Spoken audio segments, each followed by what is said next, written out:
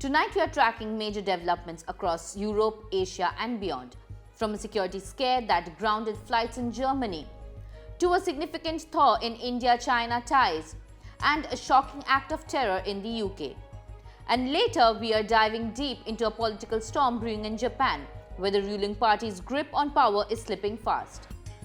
We start in Germany, where Munich Airport was forced to close for nearly 7 hours overnight after multiple drone sightings disrupted operations.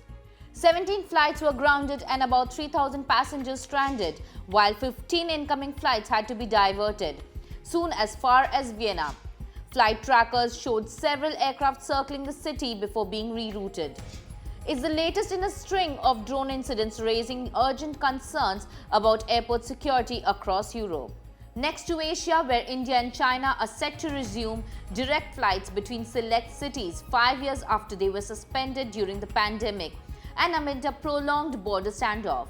The move signals a cautious thaw in relations and is expected to boost trade, tourism and people-to-people ties even as deeper geopolitical tensions persist. And in the UK, police say a 35-year-old British man of Syrian descent killed 2 people in a terror attack at a Manchester synagogue before being shot dead by officers. The attacker, named Jihad al-Shami, had no known links to extremist networks and was unknown to security services. Authorities are now examining past records to see if he had any undiscovered ties. The incident has reignited debate over homegrown extremism and lone actor threats. Now to tonight's deep dive. Japan's ruling Liberal Democratic Party, in power for most of the past 70 years, is facing one of its toughest battles yet.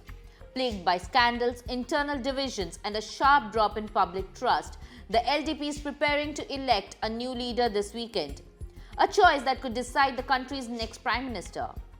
The party's troubles began after the resignation of Prime Minister Shinzo Abe. Since then, the LDP has cycled through 4 leaders in 5 years, been rocked by a slush fund scandal and struggled with rising living costs. Inflation has driven up prices on staples like rice, while voters frustrated by a lack of accountability are turning toward new right-wing parties promising change. Immigration and identity have become flashpoints too.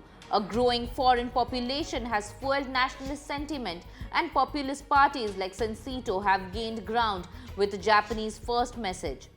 The LDP is caught between trying to hold its conservative base and appealing to moderates. 3 figures now lead the race to take charge. Sanae Takaichi, a hardline conservative, could become Japan's first female prime minister, but risks straining ties with neighbors like China and South Korea. Shinjiro Koizumi, a 44-year-old reformist, promises generational change and political cleanup.